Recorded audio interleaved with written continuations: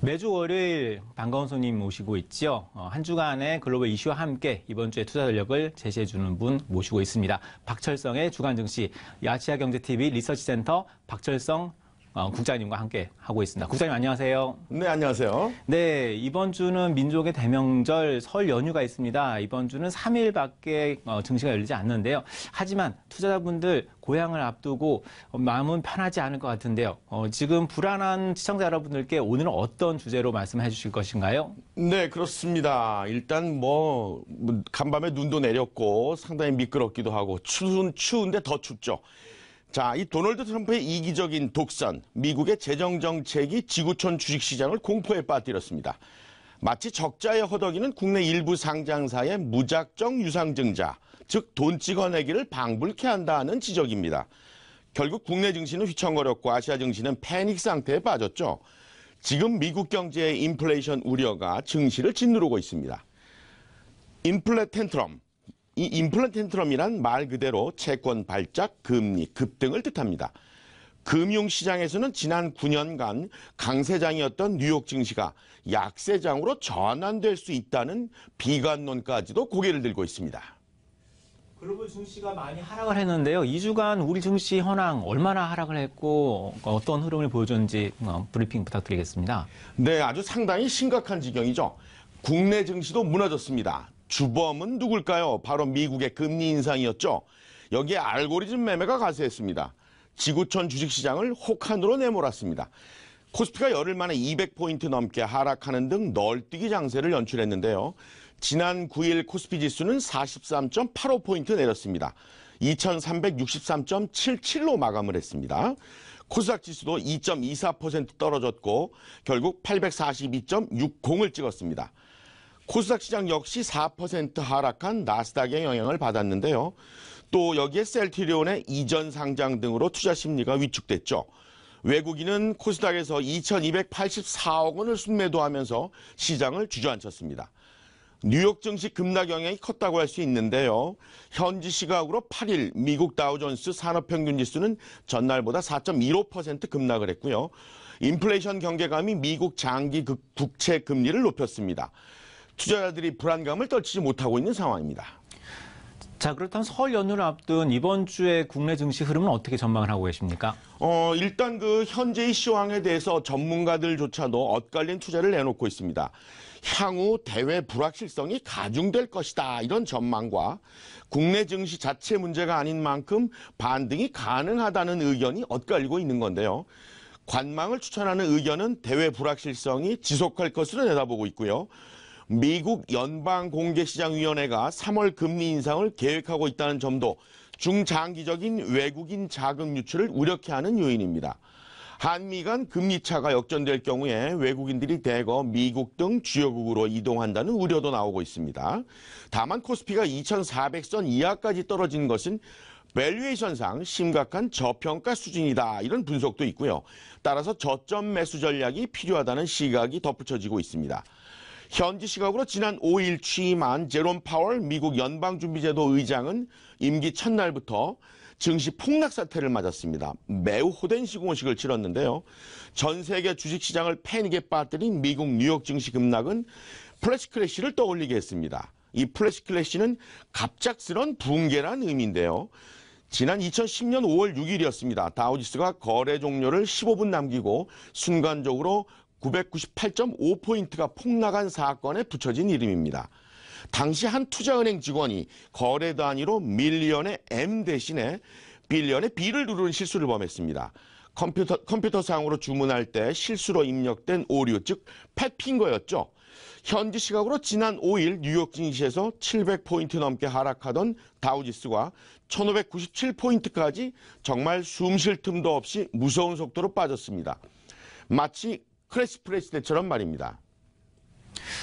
자, 이제 갑작스럽게 시장의 변화가 있어서 긍정적이던 흐름이 급락장으로 돌변했는데요. 시계를 좀 거꾸로 돌려보죠. 언제부터가 도대체 급락장의 시초점이라고 볼 수가 있으며, 그리고 최근 들어서 연준 의원들의 발언에 따라서 또 시장이 흔들리는 모습인데요. 이런 주요한 인사들의 발언에 대해서도 우리가 어떻게 해석을 해야 될지 부탁드리겠습니다. 이 원래 대본에는 질문이 한 가지였는데 이렇게 여러 가지라 하시면 제가 당황스럽습니다. 네, 중요한 얘기입니다. 잠깐 뒤를 돌아보고 가야 되겠습니다. 그렇다면 이러한 폭락의 원인이 무엇이냐? 반드시 짚고 넘어갈 필요가 있다는 얘기인데요. 눈길을 끄는 것은 하락의 배경과 실제 폭락을 만든 뇌관이 각각 다르다는 사실이 눈길을 끕니다. 1월 미국 비농업 부문 고용지표가 발표되면서 2.79% 수준의 등락을 반복하고 있던 미국채 10년물 금리가 2.841%까지 빠르게 상승했습니다. 분명한 것은 국채도 시장 논리가 적용된다는 겁니다. 국채의 수요가 줄어들면서 국채 금리가 오른 것인데요. 여기에 올해 4차례 금리 인상 가능성까지 제기됐고 고용 동향의 발표 직후 27%까지 상승했습니다. 그러면서 주가는 시선을 떨구기 시작을 했죠. 제니 델런 의장이 연준 의장 지명권자인 도널드 트럼프 대통령과 엇박자 행보를 보이면서 서막이 시작됐다고 할 수 있습니다. 옐런은 최근 고별사에서 여러 번 연임 의사를 밝혔음에도 아쉽게 연임되지 못했다고 밝혔습니다. 이와 관련해서 미 의회 예산국에서도 재정정책의 부작용에 대해서 여러 차례 강조를 했죠. 지난주 국제통화기금에서도 트럼프의 재정정책은 심각하다는 표현으로 일침을 놓기도 했습니다. 또 현지 시각 지난 7일 로버트 카플란 미국 댈러스 연방준비은행 총재는 독일 프랑크푸르트에서 한 연설에서 트럼프 정부에서 추진하고 있는 재정정책은 부채를 과도하게 늘릴 것이고 결국 시장에 악영향을 줄 것이다. 이렇게 얘기를 했고요. 트럼프의 세제 개편에 대해서는 감세가 궁극적으로 정부 부채를 높일 것이다. 일침을 놨습니다. 문제는 트럼프가 부족한 재무 상황에서도 자금을 집행하려고 한다는 겁니다. 일단 트럼프 행정부로서는 재무부 발행 채권에 의존할 수밖에 없는 상황입니다. 이는 일부 상장사들의 마구잡이식 유상증자처럼 돈을 찍어낸 것과 마찬가지 맥락이라는 지적인데요. 결국 미 재무부는 오는 2월부터 4월 사이에 국채 발행을 애초 계획보다 추가로 420억 달러 늘릴 계획이다. 이렇게 밝혔습니다.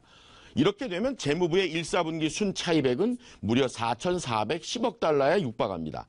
이는 작년 4분기 대비 무려 63.2%나 증가한 수치죠. 증가율로만 따진다면 지난 금융위기 이후에 가장 높은 수치입니다. 과거처럼 경기가 불황이기 때문에 연준이 국채 매입을 하는 상황이라면 또 모르겠습니다. 지금은 연준이 기존 보유 자산을 축소하는 시기죠. 더욱이 만기가 도래한 채권의 재투자 중단으로 국채의 수요가 줄어들고 있습니다. 따라서 트럼프의 재정정책을 이해하기 어렵다고 전문가들은 입을 모으고 있습니다. 사실 지금 방송을 시청하시는 투자자분들께서는 시장이 잘 간다 아니면 못 간다 하더라도 투자를 당장 그만둘 수는 없는 상황이잖아요. 그렇죠. 그렇다면 지금 국장님께 조금 어려운 질문 드리면은 지금 앞으로 글로벌 증시 현황은 어떻게 흘러갈까요? 한번 짚어주시기 바랍니다. 네, 물론 시장 금리가 올랐다고 해서 반드시 주가가 폭락하지는 않습니다. 지난주 시장의 플래시 크래시 현상의 뇌관은 바로 ETF에 적용된 알고리즘 매매였다는 분석입니다. 사람이 아닌 기계가 주식을 매매하도록 설계된 프로그램이 매도 물량을 대량으로 쏟아낸 겁니다. 전문가들은 알고리즘 매매를 통해서 반복된 자동 주문이 한 방향으로 몰릴 경우에 시장이 빠른 속도로 붕괴될 수 있다 경고하고 있습니다. 미국을 비롯한 세계 경제는 글로벌 금융위기 이후에 10년 가까이 저금리 정책을 유지해 왔습니다. 본격적인 연준의 긴축 전환을 추진해야 하는 파월 의장의 고민이 커졌습니다. 현재 연준 내에서도 긴축 속도를 두고 매파와 비둘기파 간의 의견이 아주 첨예하게 대립하고 있습니다. 네, 이제 마지막 질문을 드리고 이제 국장님을 보내드려야 될 것 같은데요. 2월 이번 주에 주목해봐야 될 경제 이벤트가 있다면 어떤 것이 있을까요? 네, 이번 주 중반에는 미국의 소매 판매가 기대가 되죠. 주 후반에는 미국의 지방연은 지수 그리고 소비심리 지수와 일부 필수 소비자 업종의 실적 발표가 눈길일 겁니다. 특히 미국 1월 소비자 물가 상승률과 소매 판매 등 주요 경제 지표는 대체로 시장 예상치에 부합할 것으로 예상이 됩니다. 하지만 시장 기대치를 웃도는 결과를 내놓을 가능성도 높기 때문에 주의가 요구되고요. 국내 증시는 이번 주 실적 시즌이 마무리됩니다. 이에 따라서 시장의 관심은 1분기 최종 실적과 1년치 실적으로 이동될 전망입니다. 이번 주 15일부터 이제 설 연휴가 시작이 되죠. 국내 주식시장은 설 휴장에 들어갑니다.